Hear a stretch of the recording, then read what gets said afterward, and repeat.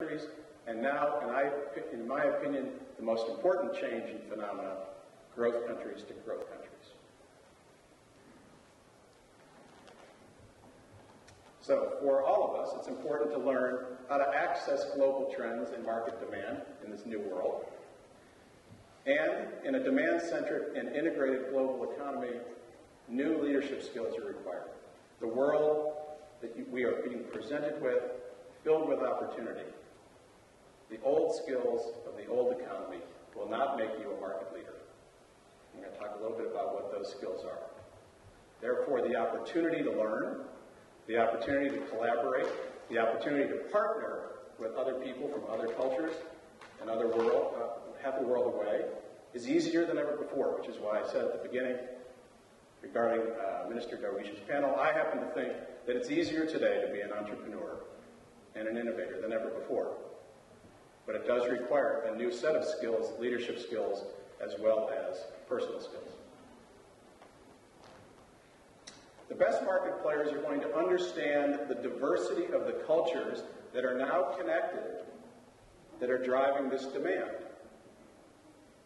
There is a greater transparency and capacity for people to, just reduce it to here in Cairo, there's a greater capacity for someone in Brazil to understand the demand that you have as an Egyptian and whether or not they choose and have the capacity to fulfill that demand.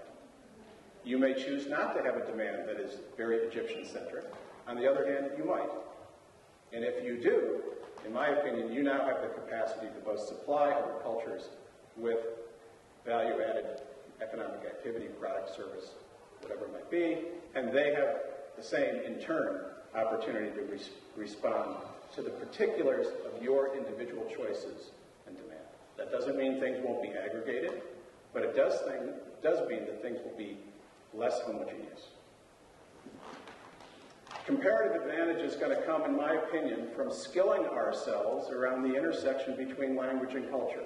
There is a big debate in leadership development about when you are operating outside your language zone, your comfort zone, your culture zone, is it more important for you to be proficient in a culture or a language?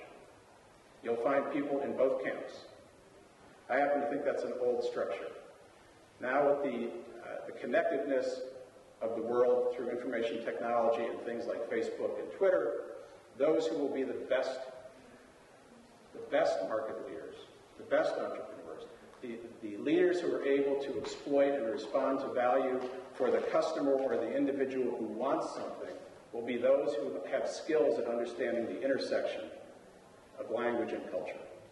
It doesn't mean you have to be proficient in all languages. It doesn't mean you have to know everything about all cultures. But it does mean, in my opinion, that you have to have an appreciation for where culture and language intersect.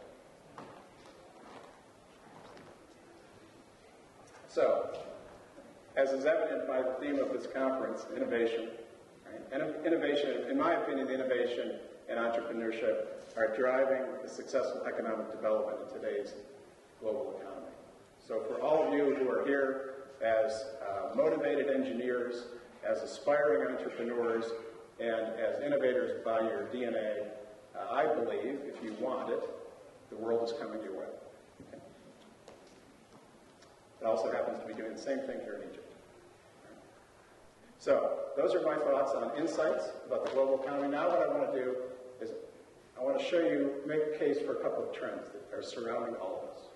It's very important, in my opinion, that if you're going to operate in a way that tries to seize opportunity that is now multidimensional and, in this case, very multicultural, it's important to have a sense for the megatrends that are shaping our world.